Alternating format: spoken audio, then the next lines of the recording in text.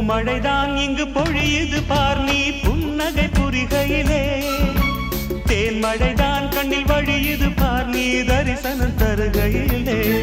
மழை தூறலிலும் பனிச்சாரலிலும் உடல் குளிர் கொண்டு தவிப்பதென்ன கண் படவும் நீ கை தொடவும் கொஞ்சம் குளிர் விட்டு போவதென்ன ராத்திரி நம் ராஜ்யத்தில் ஓர் நீரோடை பாய்வதென்ன